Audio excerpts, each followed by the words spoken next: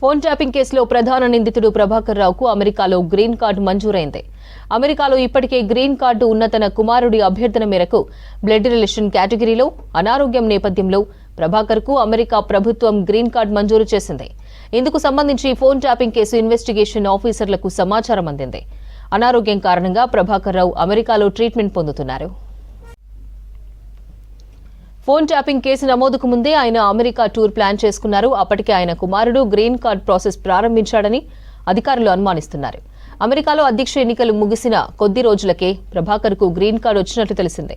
అయితే green card ఉన్నప్పటికీ case దర్యాప్తులో ఎలాంటి ఇబ్బందులు తలెత్తవని పోలీసు అధికారులు స్పష్టం చేశారు. స్థానిక చట్టాలకు లోబడి చర్యలు తీసుకుంటున్నామని తెలిపారు.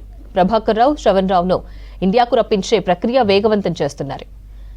సిఐబి ద్వారా ఇంటర్పోల్తో సంప్రదింపులు జరుపుతున్నారు. ఫోన్ ట్యాపింగ్ కేసులో ప్రధాన నిందితుడు ప్రభాకర్ రావుకు అమెరికాలో గ్రీన్ కార్డు మంజూరైంది. అమెరికాలో ఇప్పటికే గ్రీన్ కార్డు ఉన్న తన కుమారుడి అభ్యర్థన మేరకు బ్లడ్ రిలేషన్ కేటగిరీలో అనారోగ్యం నేపథ్యంలో ప్రభాకర్ కు అమెరికా ప్రభుత్వం గ్రీన్ కార్డు మంజూరు చేసింది. ఇందుకు సంబంధించి ఫోన్ ట్యాపింగ్ కేసు ఇన్వెస్టిగేషన్ ఆఫీసర్లకు సమాచారం అందింది.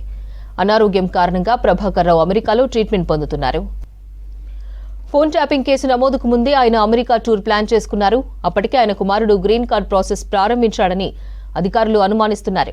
అమెరికాలో అధ్యక్ష ఎన్నికలు ముగిసిన కొద్ది రోజులకే ప్రభాకర్ కు గ్రీన్ కార్డు వచ్చినట్లు తెలిసింది. అయితే గ్రీన్ కార్డు ఉన్నప్పటికీ కేసు దర్యాప్తులో ఎలాంటి ఇబ్బందులు తలెత్తవని పోలీసు అధికారులు స్పష్టం చేశారు. స్థానిక చట్టాలకు లోబడి చర్యలు తీసుకుంటున్నామని తెలిపారు. ప్రభాకర్ రావు, శ్రవణ్ రావును ఇండియాకు రప్పించే ప్రయత్నం వేగవంతం చేస్తున్నారు. సిఐబి ద్వారా ఇంటర్పోల్తో సంప్రదింపులు జరుపుతున్నారు.